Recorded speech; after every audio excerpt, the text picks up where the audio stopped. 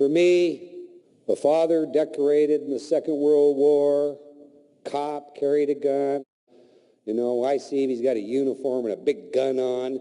It intimidates me. My ideal self, I want to be like that. John Wayne, 2 6-guns, back of a horse. And I began to rehearse these images as a child. And there isn't a person here that as a child didn't rehearse something. They began to rehearse a life script and create an ideal self. And I began to rehearse these images as a child. And there isn't a... Some of that is perpetuated to this day. I don't want to be John Wayne. But some of that still exists in me. And it exists in everybody here. But the practice of rehearsing our ideal self, that is definitely still continued. You know, you can see that evidence. I'm a little self-disclosure here. I was a boy, I guess I would have been 13. And in America, we have junior high schools. So at 13, you go into the 7th grade. But there are also 15 and 16-year-olds in that school.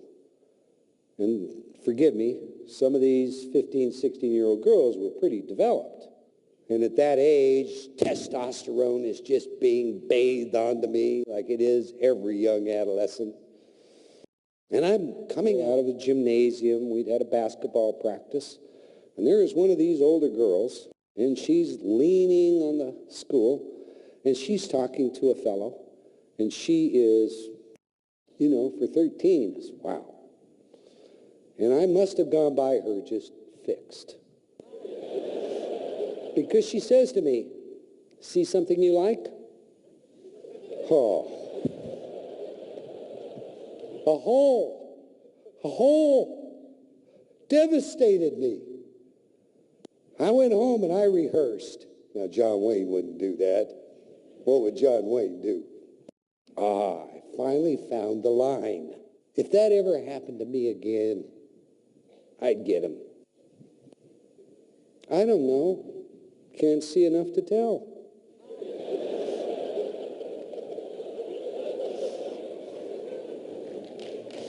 Now, we've all done that kind of thing, haven't we? But I'm going to finish this story, much to my embarrassment. As the universe would have it, a few days later, I'm coming out of school again, and she's standing there. I'm ready. And she almost word for word says, still looking? See something you like? I'm ready. 13.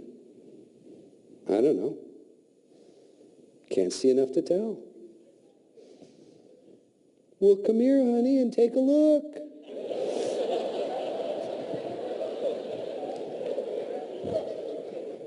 I never did figure out how to handle that one. So we have our ideal self, and we rehearse this. And we have the practice of rehearsal, and for most of us, we continue to rehearse to this day. How could I have done it better? What could I have said? What should I have said? And so forth. Then we have our ought self. That's our chicken self. That's what we were raised to believe would be the perfect person. If you loved me, you'd do this. If you really cared about me, you'd do the dishes like I asked. You know, you must not love me. I must have let you down, or you wouldn't treat me this way. I mean, haven't we all heard that from our parents or someone else? How am I failing you? I must be, because you're just not. Do you have any ought scripts inside your head? I ought to this, and I ought to that. Of course, we have, all of us, ought scripts, and many of them are good. They're part of our moral fiber. They're part of our real potential. But then we also have a lot of ought scripts that have nothing to do with anything except codependence. And what is codependence? Well, a codependent relationship is not a love relationship. It's a tacit agreement. It's a document that's unwritten that says, I will do this for you if you do this for me. And it works this way. How could you have loved me and done that? Have you ever heard that? If you really respected me, you would behave this way. Have you ever heard that? Or some derivation thereof? Those are codependent scripts. They are chicken yard scripts. Not that they're all bad, but some of them are designed to create a behavior, a boundary, like our 9 stars that I'm going to think within. And then we have our desired self. Now, what is our desired self? Well, you know, golly, that's who we really want to be. We want part of the yacht. It's the good, the best of it. It's that ought that originates from the inside out. I'm glad I did not decide to practice law, because if I'd ever defended someone that had been guilty, got them off on a technicality, and they had recommitted, done the same, I would have that karma. I would be unable to sleep. I would bear that responsibility. That's an ought script I like. I'll keep that one. I want that one. But there are ought scripts I don't want. So the desired includes some of the ought. It includes some of the ideal. Gosh, who today doesn't at least want to be affable enough to have friends? We all want friends. It's part of the nature of our breed. The human condition needs to be loved. It needs to be accepted. So we all work at creating part of our rehearsed ideal self to be the person we want to be. And that includes all the things we're capable of doing, but we just haven't yet realized. And we have all the actual self, including, you know, when you're that little kid. That, too, is who we are still to this day. Now, I think we have this part of our puzzle together. I'll attempt to show you how and why we said what we did to the inmates and what the relevance of that is to you today. And believe me, it's the most important thing I could tell you in all of this. We need to construct a model of the mind, just a model. You know, models don't have to be perfect, but they have to be complete enough for us to be able to get some kind of a handle on what it is that we're trying to do. In that process, we have to understand that there's an awful lot in our subconscious that we're not aware of. You know, I can remember getting a phone call in the middle of the night, Sandy Police Department in Utah. They had an armed robbery. It was one of my clients, Consolidated Theaters, and they owned all the big multi-screens and little popcorn theaters, and you know, they paid me every month whether I did anything, just $5,000 a month as a retainer, you know. So I get this phone call, and they've had this armed robbery, and it's their take on a Saturday night, and down to Sandy City I go. Well, the manager of this theater, prior to going to work for the theater, worked for Hertz Rent-A-Car. And so he knew automobiles very well. But when we asked him about this armed robbery, the only thing he could say is, well, I pulled into the night deposit.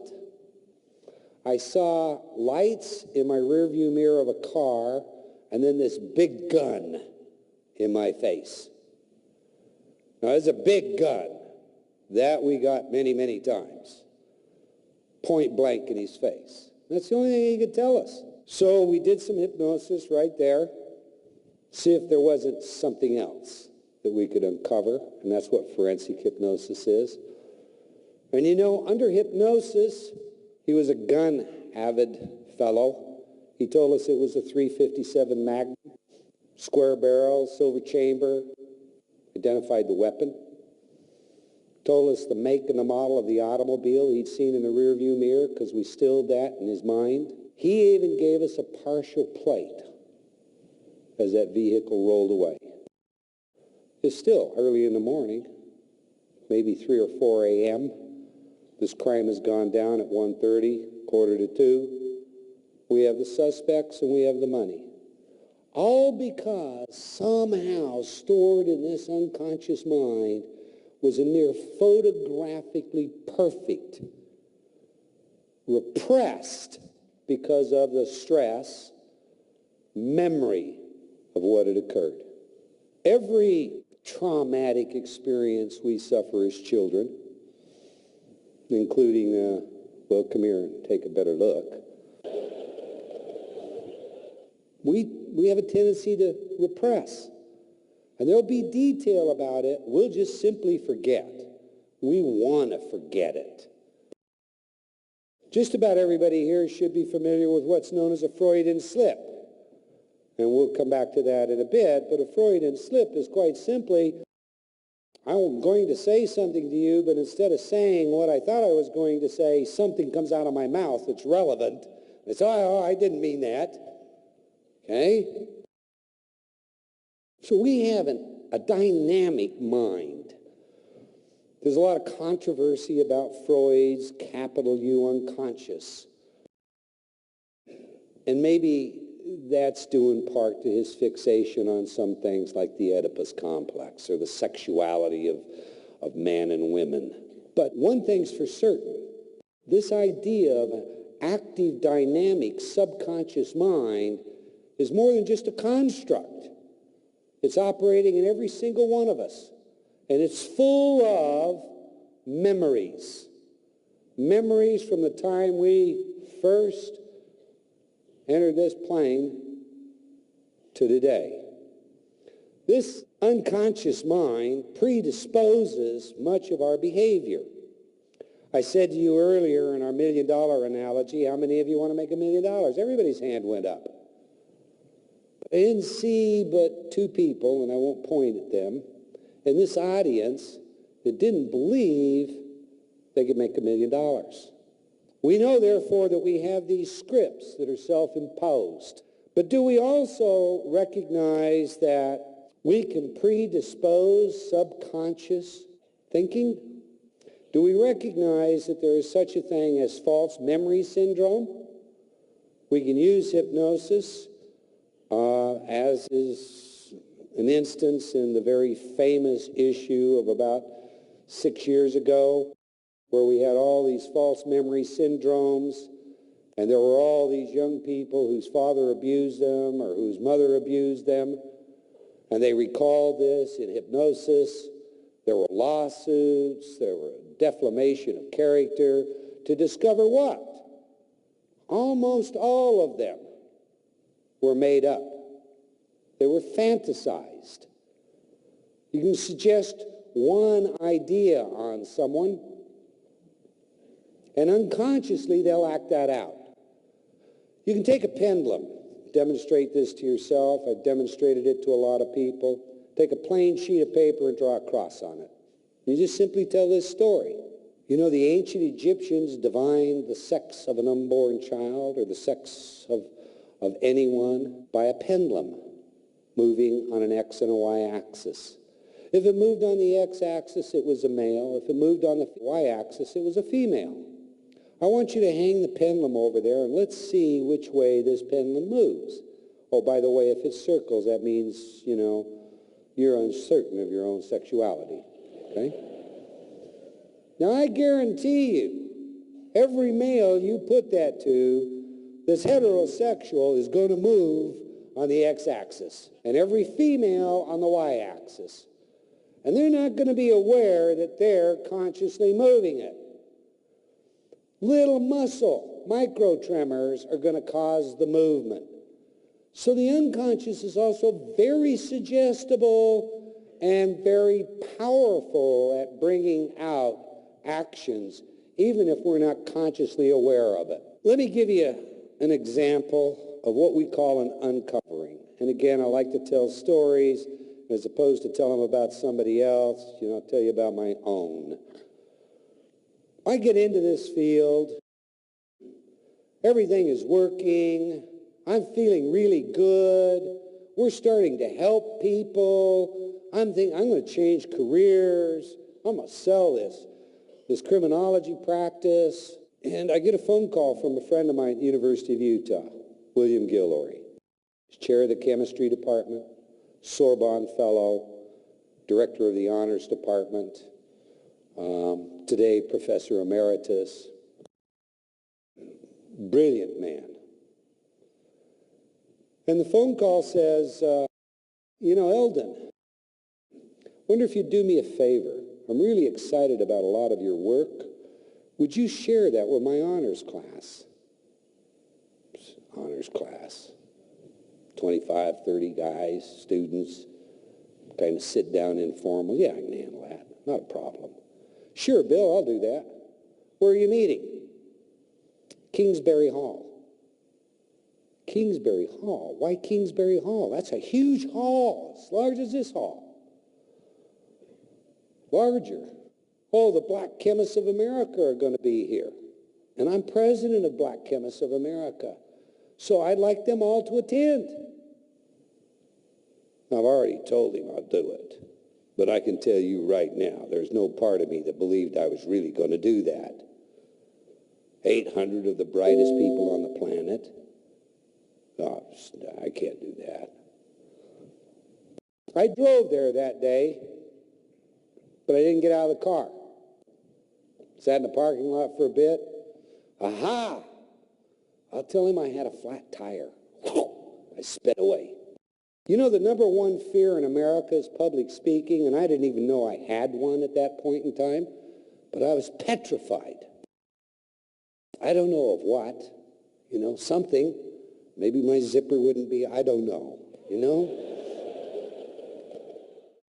I thought and thought about that, and I could not get myself to tell Bill, a good friend, the truth. Sorry, Bill, flat tire, spare was flat, just couldn't make it. I'm really sorry I let you down. Well, as the universe does things, if you don't get it right the first time, they give you a substitute teacher, and she's always worse. I have a client, Hollywood personality, terrified of performing. Can we create a program to help her?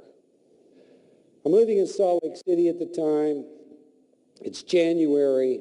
In January there, they get hot air inversions because of the Great Salt Lake. Just gets black and sooty, and you can't see the sky for a month. And so my habit in January was to drive down to southern Utah, the canyon lands, the Grand Canyon, all that beautiful red rock you see, and brochures, and blue sky, and I'd have my weekend in Canyonlands. Tie together my notes, etc. So Friday night I finished making this tape, grabbed it, jumped in my car, drove to Science Park. Got to Zions, went to the cabin. It's late at night. I'd better check this out before I ship it off. So I put the tape in. I'm going to play the tape, write a few things, look over some notes. I'll just kind of lean back, supine position on the bed, which I do. Only I fall asleep, and the tape's playing. And it has these messages. And all of a sudden, I have a dream. Only the dream is a real-life revivification. It's not made up. It's something that happened to me when I was very young that I totally forgot about. My father's side of the family was from Idaho. And they were very, what we call, blue-collar. They were lumberjacks and policemen and firemen and hard-working, everyday people. And my mother's side of the family, well, that was the DuPonts and the Wickles. They were business people, lawyers, judges, and they didn't get along, these two sides of the family. My dad from Idaho, my mother from Wyoming, they moved to Utah, kind of keep the families apart. But we have a family reunion. I'm 6 years old. There's a TV show that I just love. It's called Hit Tunes. And they every night the show comes on, it plays the best music, the top 10 musics. And they're performed. And there's a song called Vaya con Dios. And I just love this song. And I learn all the words to this song. Because at 6 years old, I know I'm going to be a singer. And I sing it for everybody. Well, we have this family reunion, and there's tension boiling, and there's about to be a fight. My mother is going to rescue the day. She grabs me, puts me in the middle, and says, my son sings. Sing Vaya con Dios. I couldn't hit a note. My voice broke up. I ran out of the room in tears. And an adaptation took place. I'm never going to be a singer. I'm never getting close to a stage. There is no way that has ever happened to me again. I'll be a scientist in a laboratory. But you know, I have this dream, and I remember this experience, and I sit up in the bed. Doggone you, Mother. And I suddenly realize why I'm afraid of public speaking.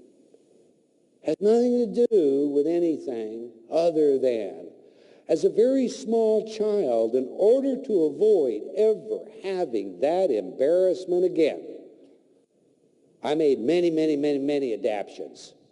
And every one of those was designed to keep me away from anything that would ever just stick me in front of everybody and say, sing.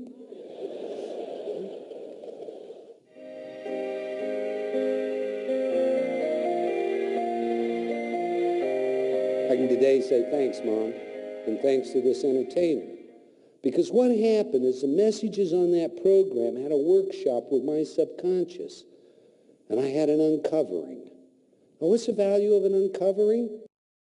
When you're a child, you have a bad evening, and you're looking in your room, you're scared, and you see this silhouette over in a corner, and you know that's the boogeyman, whatever you call him. And you call out, and Dad or Mom come in, and they throw the light on. And it's the way you put your pants on the door, where you suddenly know what it is. And they turn off the light. It's the same thing, but I know what it is, and it no longer has power on me. But if I don't know what it is, if I haven't made that uncovering, it's got a lot of power.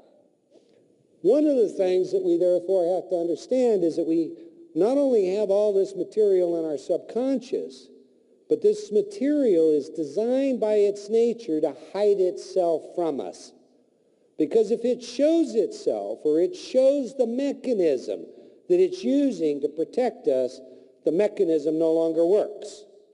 And we'll get to defense mechanisms in a minute.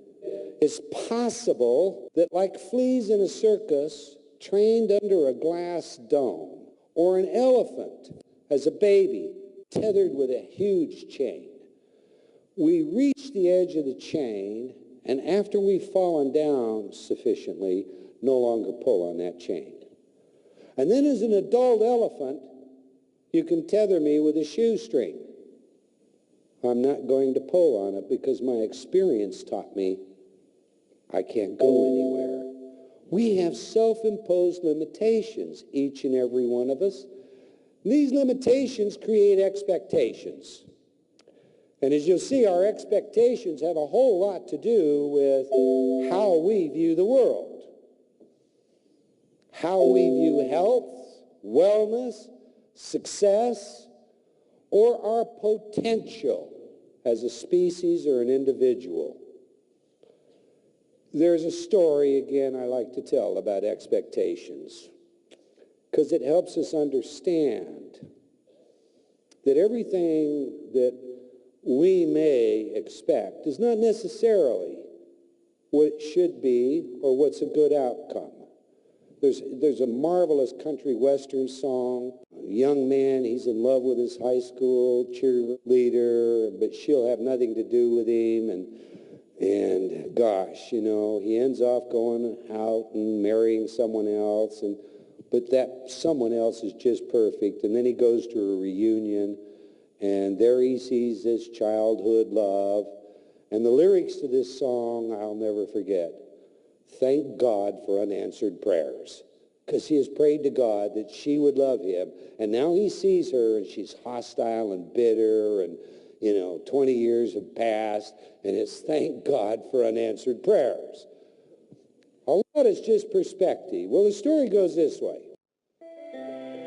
Civil War days, United States of America, North versus South. The Northern Army is marching, and they're subscripting every able-bodied man into the Army to fight. And the word is that they're coming. And they're also buying horses and those things that are necessary for the Army. Well, there's a farmer and his boy is of the age to be subscripted. And the farmer is naturally worried about it. He depends on his boy to plow the fields and do the work. He's gotten a little too old to do it. And one day his boy is out plowing, and their mule jumps into the air, bolts, and runs away. Well, without that mule, you can't plow, you can't farm. And the whole town turns out. Such bad luck. Such bad luck. And the farmer says, good luck, bad luck, who knows? Well, they left the gates open on the corral, hoping that this mule would come back. And the next morning when they get up, instead of a mule, it's a whole herd of wild horses that have gone in to get the feed they laid out. So they run out and they throw the gates closed. A whole herd of horses with an army marching, the whole town. Such good luck. Good luck. And the farmer, good luck, bad luck.